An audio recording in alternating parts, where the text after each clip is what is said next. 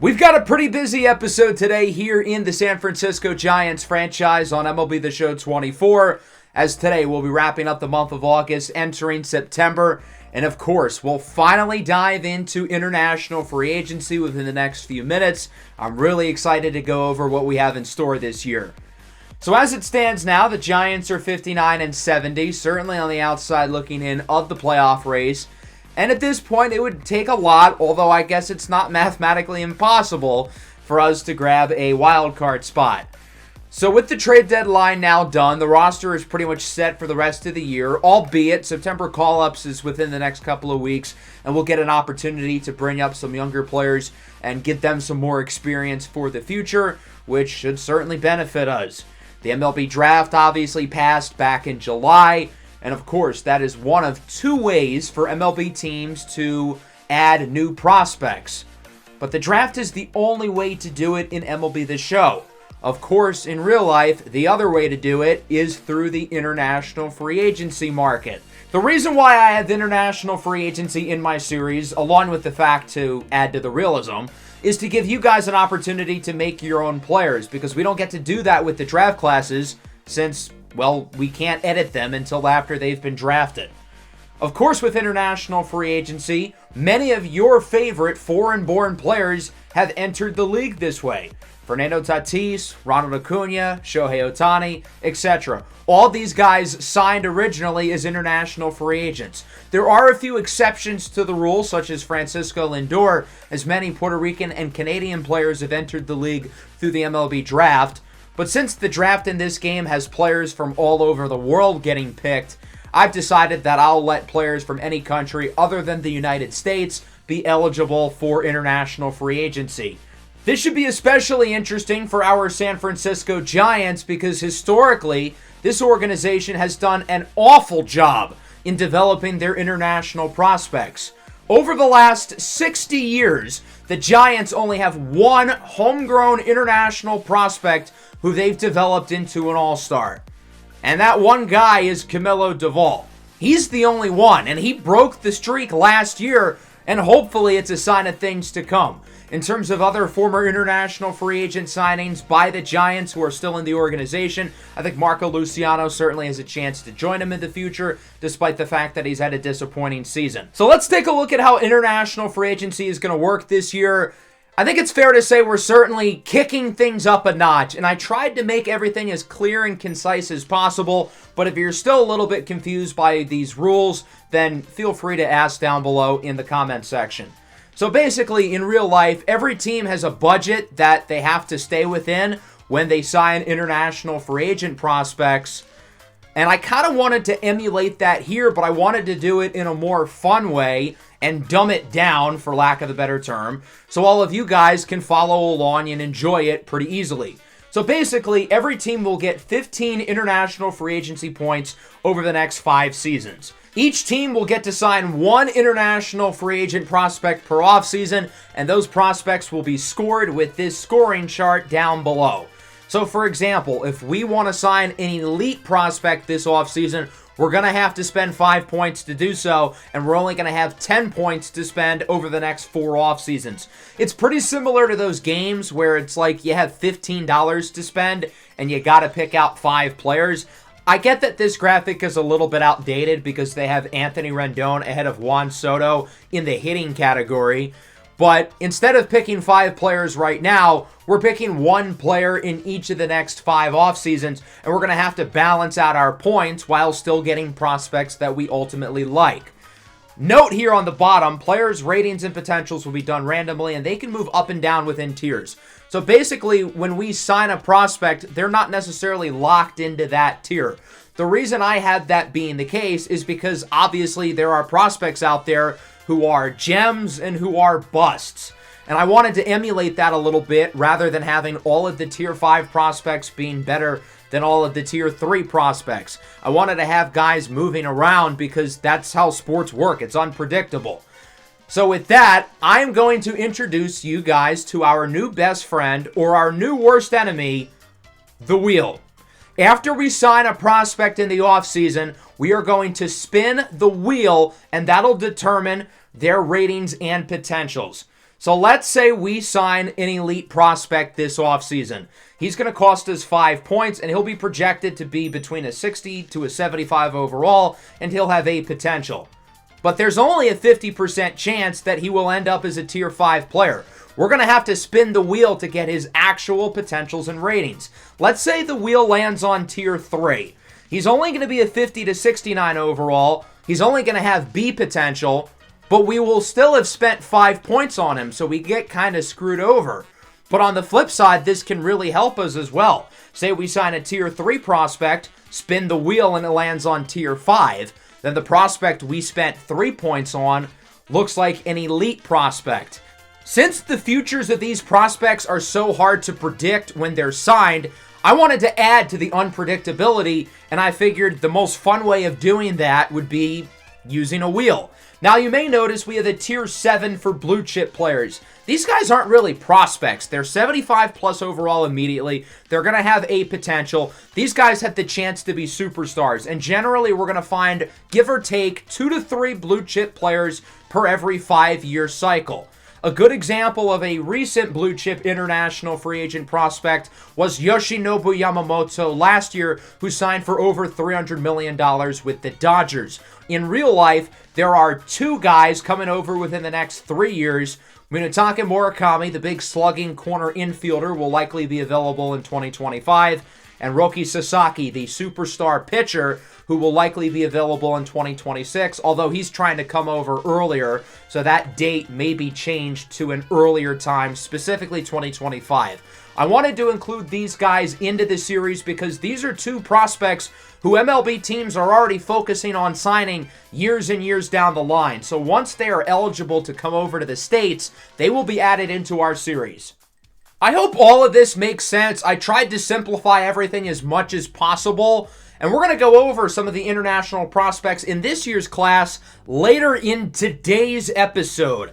But first, we're going to start off by ending the month of August, going into September, starting with this series against the Seattle Mariners. Tom Murphy, the former Mariner, is back healthy for the first time in a couple of months, so he'll return to the team. And I think we're going to stick with our 3-catcher system. So Patrick Bailey will not be sent down, but instead it will be David Villar, who I feel like hasn't played all that bad, but there isn't really any other choices, so he's going to go down to AAA. So we're headed to Seattle for the first of a 3-game series here against the Mariners. These 2 teams have made a lot of business with each other over recent years. Tom Murphy's a former Mariner. Jake Fraley started his career with Seattle. And of course, J.P. Crawford and Michael Conforto were traded for each other this year.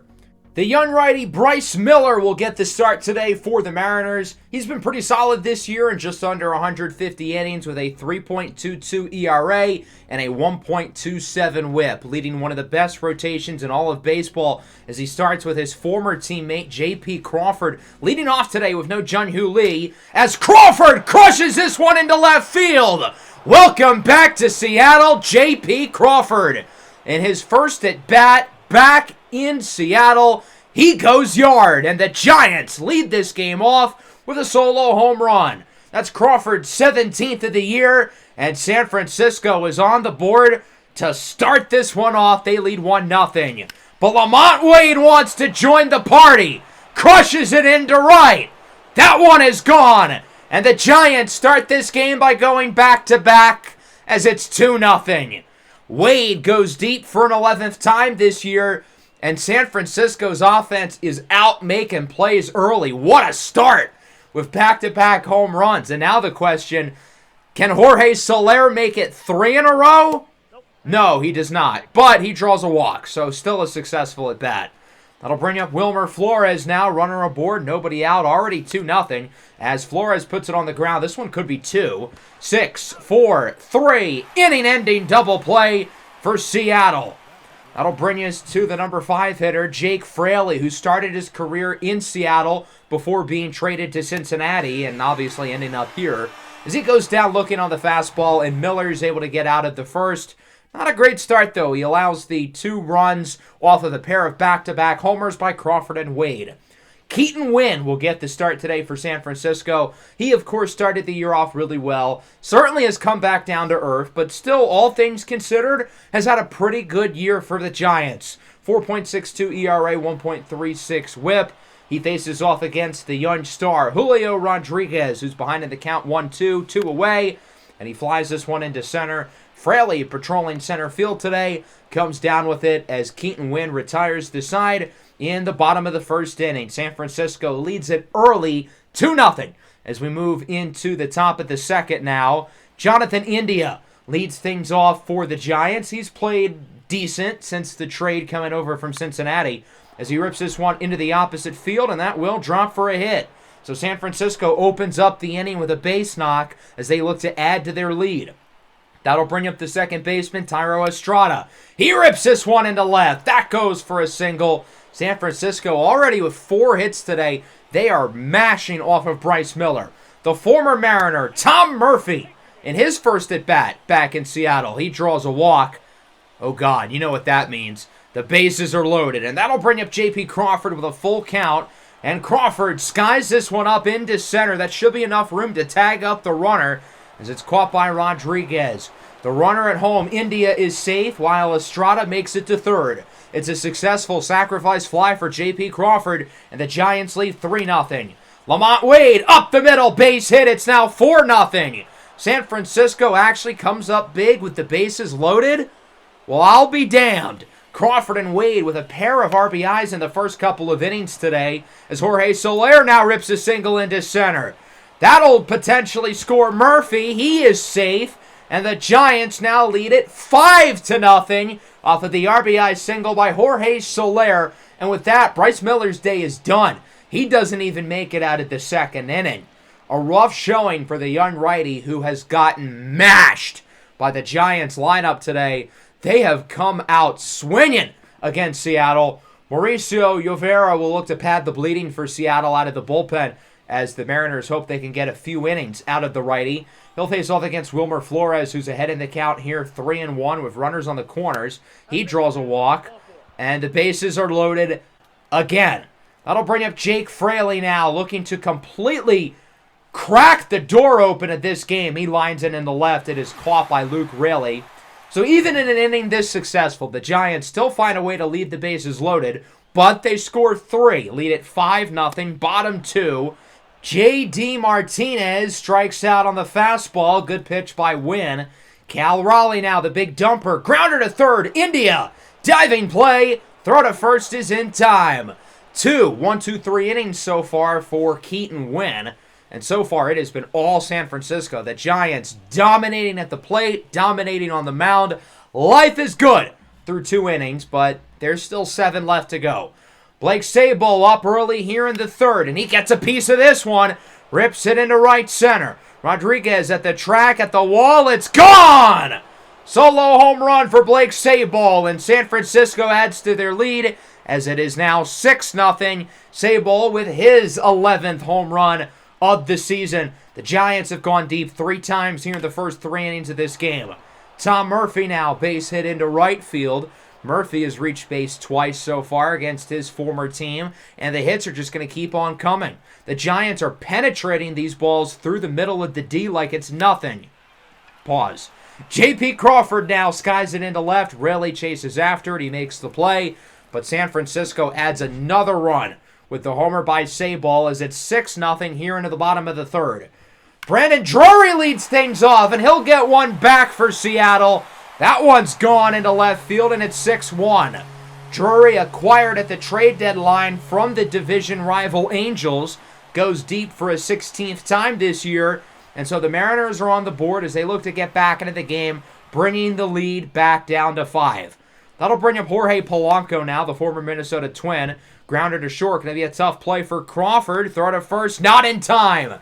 An infield single for Polanco. The Giants are going to challenge the call, though. They think Polanco was out at first. So we're going to take a look at this play here again, and we'll see if he is safe. So as you can see, right there, foot's down before the ball is in Flores' glove. This play will stand, and the Giants lose their challenge.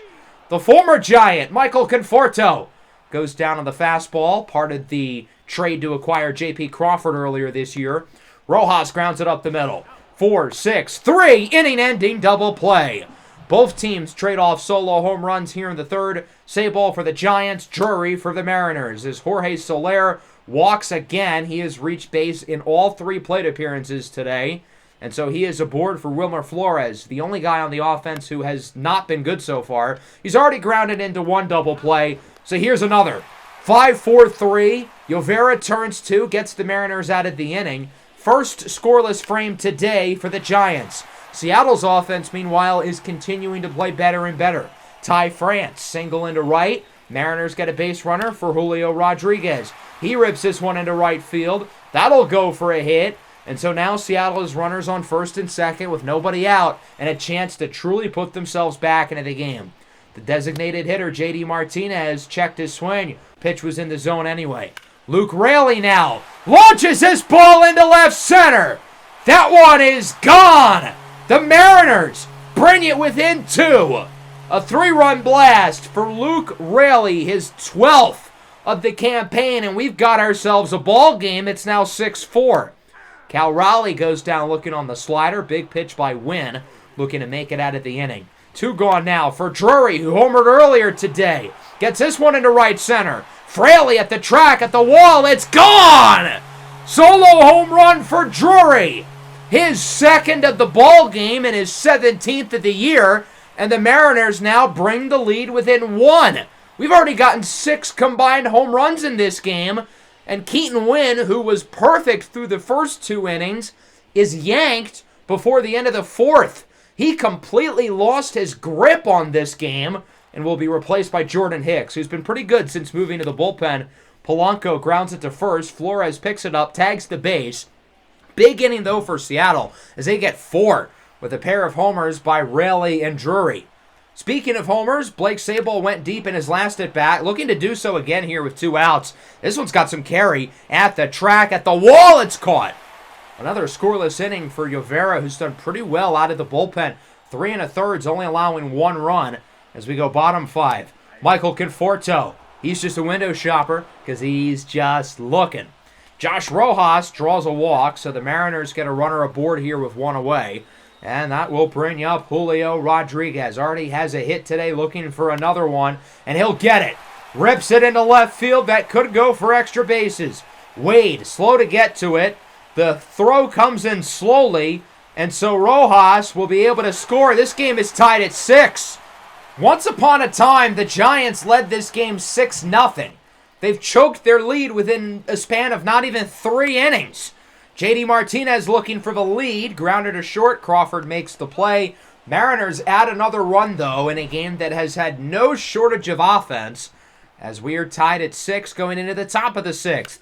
Tom Murphy up the middle, base hit. Tom Murphy's getting a full welcome back to Seattle and a full welcome back to the lineup after not playing for 2 months. He's reached base in all 3 of his plate appearances today with 2 hits and a walk. 2 gone now for Lamont Wade. He's driven in a pair today. Lines this one into left, caught by Raley. The Giants' offense has done nothing since the 3rd inning, while Seattle's offense has all the momentum. Tristan Beck will come out of the bullpen. He's had a great season for the Giants, looking to keep it going and not let Seattle take this lead. Luke Raley went deep earlier, leads things off. He's looking to do it again. This one's got some carry into left center, and this ball is gone! 2nd home run of the day for Raley, and the Mariners now have the lead. That's his 13th of the year.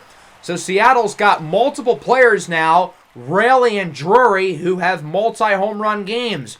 Drury's looking to add a 3rd, and he won't. Chases the slider. Good pitch by Beck for out number 2. Jorge Polanco now, count is even 2-2. Swinging a miss at the fastball, so Beck strikes out 2 to end the inning, but not before allowing a solo homer to Luke Raley. Mariners lead 7-6 going into the top of the 7th as Gregory Santos comes out of the bullpen. Santos started his career with the Giants, was traded away to the White Sox a couple years ago, now finds himself in Seattle despite not really being able to find a home. He's a really good player as he gets Jorge Soler to go down looking. Soler was looking to reach base for a 4th time today. Santos will make it through the rest of the inning as we go bottom 7. The lefty, Taylor Rogers, is into the game for the Giants. 3.55 ERA on the season for Rogers. He'll face off against fellow lefty and former teammate Michael Conforto, who opens up the inning by drawing a walk. Top of the order now up. Josh Rojas at the plate for Seattle. Grounds it to first. This could be two. Flores to Crawford over to Rogers. He's out. 3-6-1.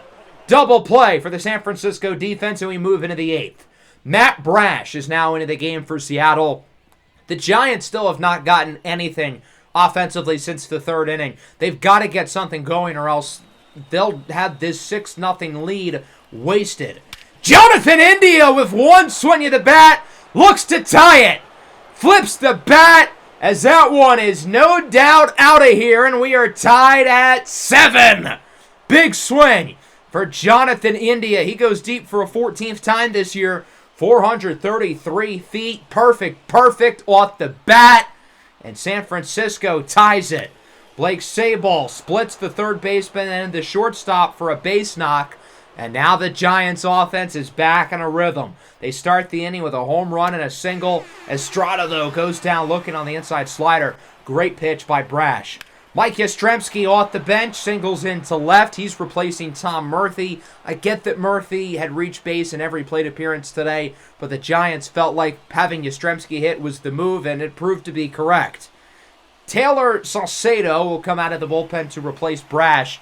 The Giants have 2 on, 2 away for Lamont Wade, lefty-on-lefty matchup, as Wade singles into center. Run scores, and the Giants take the lead 8-7. Lamont Wade with his third hit and his third RBI at the game. That'll bring up Jorge Soler, the lefty masher, as that ball gets behind Raleigh. Both runners advance, and all of a sudden the Giants have 2 runners in scoring position. They can really add to this lead as Soler will be intentionally walked, and that will bring up Wilmer Flores. Bases loaded. Dear God help us all. As Flores puts this one up the middle. It's going to be fielded cleanly by Rojas. He flips it to Polanco. And the Mariners get out at the jam. The Giants leave them loaded. Who would have thought? But they get 2 as we go bottom 8. The righty, Tyler Rogers, comes out of the bullpen replacing his twin brother as Julio Rodriguez lines this one into left. Lamont Wade cannot make the play, and Julio gets his third hit of the game as that will be a leadoff double. And the tying runners in scoring position. And it doesn't help that Julio Rodriguez is unbelievably fast. J.D. Martinez now rips it into right, and it will drop. Yastrzemski should have caught that ball. What was he doing? So instead of an out, that's going to be a single for J.D. Martinez, and the Mariners have runners on the corners for Luke Raley, who's homered in each of his last 2 at-bats. Flies it into right. Yastrzemski makes the play. J-Rod looks to score off the sacrifice. Great throw by Yastrzemski, but it's a little bit late. And the Mariners tie it at 8 with the sac fly off the bat of Luke Raley. That'll bring up Cal Raleigh. He's ahead 3-1. Rips it into left field. That ball is fair into the corner, and Seattle can get the lead back.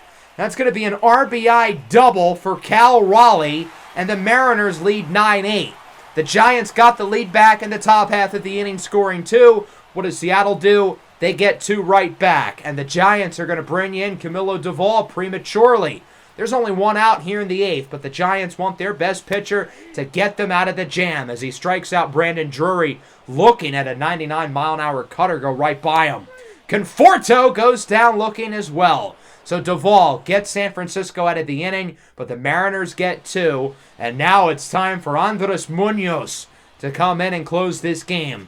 This lead has been flipped around like a blunt over the last couple of innings. Both offenses have been great. But we'll see if the Giants are able to hit the flame-throwing righty, Andres Munoz, who is 39 of 41 in save opportunities this year. Jake Fraley draws a walk. Good start. Lead runner is aboard with nobody out. Jonathan India had the big home run last inning. Grounds it to first. It's deflected by France. Tries to flip it to Munoz, but India is safe. First and second, nobody out for Sabol. He grounds it into left. And the bases are loaded. Oh, no. So either we successfully get some runs in, or we choke again and the game's over. It's Thairo Estrada who flies this one into center. Julio Rodriguez is under it. He makes the catch. Fraley will look to tag up on the sacrifice. He is safe at home. It's a sac fly for Thairo Estrada, and Andres Munoz blows his just 3rd save of the year.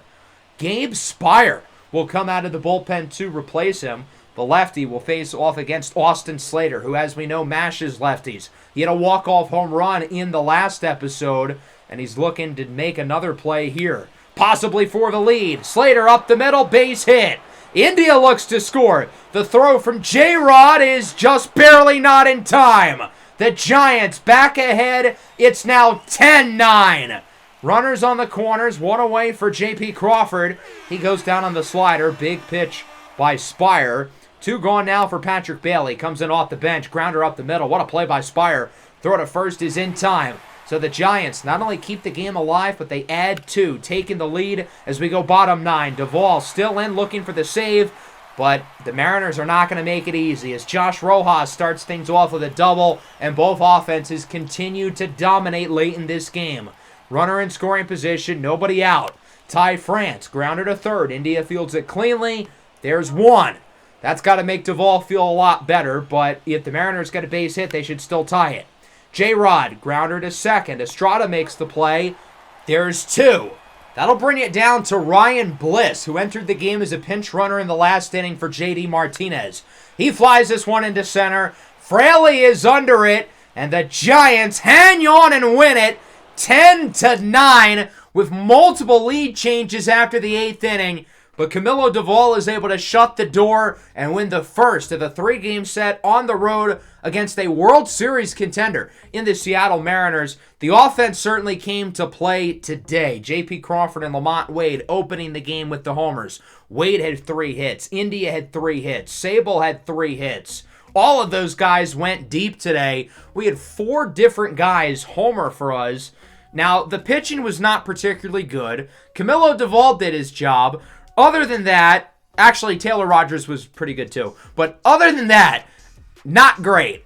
The Mariners scoring 9 runs should be more than enough to win the game. Multi-home run games from Raley and Drury, but it didn't matter. Bryce Miller started off poorly, and the bullpen, specifically the back end of the bullpen, choked the game away.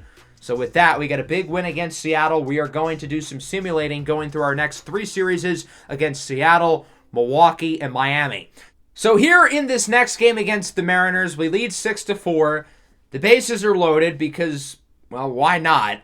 And Jorge Soler is up. He's 3 for 3 with 2 home runs on the day. He now is 30 on the year. And for those who don't know, Jorge Soler is now the first San Francisco Giant to hit 30 home runs in a season since Barry Bonds 2 decades ago. His 30th home run was also his 200th of his career. The pitch from Santos, swinging a miss on the fastball. Soler does not go deep again, and to make matters worse, the Mariners ended up winning the game. The bullpen blew it, allowing 2 in the 8th and 1 more in the 10th. So the series is now tied at 1. We lead the last game 6-5 in the bottom of the 9th, and Camilo Duvall is looking for the save with 1 away. Drury into the left center gap. It goes off the wall. J-Rod scores, and this game is tied at 6. Just the 5th blown save of the year from Camilo Duvall. Now he's got to make sure this run won't score, and that's not happening. Jorge Polanco ends it with a walk-off. What a series this ended up being against the Mariners. We led by multiple runs in all 3 of these games and blew it nearly in each of them. We ended up losing 2 when we really should have swept them. But the Mariners offense making plays when they needed to, here with the walk-off by Jorge Polanco. Let's now hop into this series against Milwaukee. We lead this game 7-0 going into the 9th, and Kyle Harrison is pitching a shutout. Now, unfortunately, he would allow a pair of hits to Anthony Santander and William Contreras, and because of that, the game ended up taking him out. So no complete game shutout for Harrison, but Tyler Rogers would come in. He'd finish off the deal. Giants win at 7-0 off of a great performance from Kyle Harrison, who's obviously had a rough rookie year, but here in the month of August, he has been really, really good, showing some great signs for the future. Let's now take a look at this series against the Marlins. Bottom of the 9th, we trailed 6-1 at one point, and we've now tied it. 2 on, 1 out, and it's Jorge Soler, the former Marlin, up to bat. And we'll see what Soler can do. Hasn't done much in this game, 0 for 3. Behind 0-2, rips this one into the gap against JT Chargois. That drops for a hit. Sanchez misplays it, and that'll do it. A walk-off win for the Giants as Jung-Hoo Lee scores off of an RBI single by Jorge Soler for the win.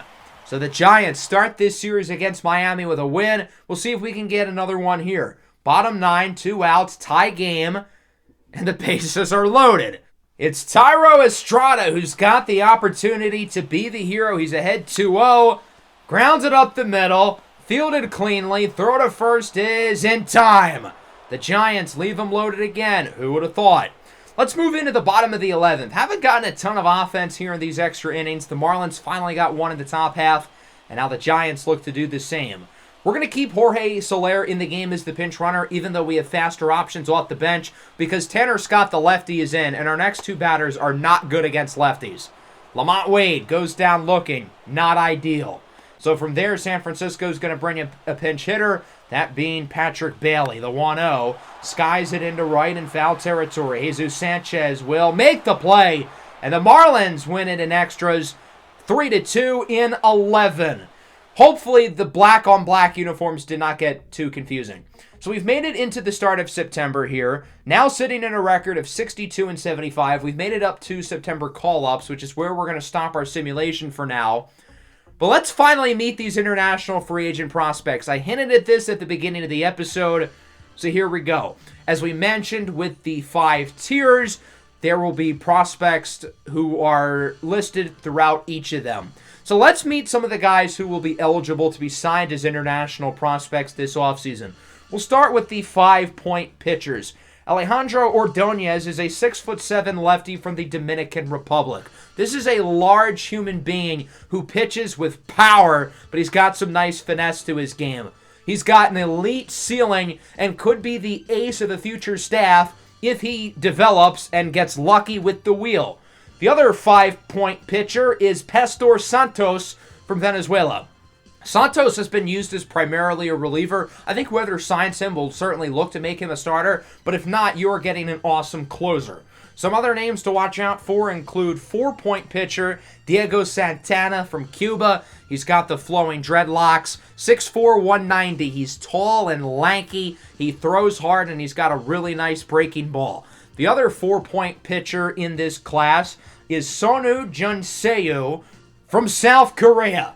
He's a little bit undersized at 5'11", 200. Pretty similar build to a guy like Yoshinobu Yamamoto. He's done really well over the Korean circuit. He's one of the older international prospects in this class, but he's one of the more polished ones as well, who should be Major League ready within the next couple of years. If you're looking for a gem, I think Jesus Calenda Torres from Venezuela could be that guy. He's really raw. He's one of the youngest players here. He looks like a grown man, though, and he throws over 100 miles an hour. The dude throws gas, but he's got to work on his control and his command, but the ceiling is sky high. Maybe the most polarizing player in this entire international free agency class is Guillermo Torres from El Salvador. He's a lefty pitcher who can also swing the bat. He is a two-way player. Now the question is, will he be able to stick as a two-way player at the next level? I'm not sure. He's only 18 years old. He's got a lot of growing and developing to do, so chances are the answer is no. If he sticks as a pitcher or a hitter, I think it's more likely he stays as a pitcher, but regardless, really intriguing player. Let's look at the infielders now. We'll start with our 2 elite prospects. Wilhelm Schaefer, a switch-hitting shortstop from Germany, could be the next great big league shortstop if he hits his upside and again gets lucky with the wheel. He's got a really good hit tool. He shows flashes of contact and power, and I think defensively he's got the range to stick it short. Kamada Shotaro, a lefty from Japan, is the other guy here. Tall, lanky player who's really athletic, hits for good contact, really fast. I think the upside with him is sky high. In terms of our 4-point prospects, we've got a pair of Mexican players, starting with catcher Vicente Alegre. He's a switch hitter who I think very well could stick behind the plate. He's got a good arm. He's a good framer. And I like his offensive skill set. I think if he reaches his ceiling, he could be one of the better offensive hitting catchers in the big leagues. Juan de la Cambiero is the other 4-point prospect, also hailing from Mexico, a talented shortstop who, again, I think could stick at the position and shows great flashes of contact and power. I think he's got a low floor, but the ceiling with him is really, really high. If you're looking for a gem, French-Canadian first baseman Jean-Antoine Leroux could be your guy. Despite the fact that he's only a 2-point prospect, He's one of the best pure hitters in the international class this year. He plays first base, and he really doesn't provide anything other than his bat. So if that doesn't develop, he's not going to make it to the big leagues. But if his bat does develop, I think he could be really good.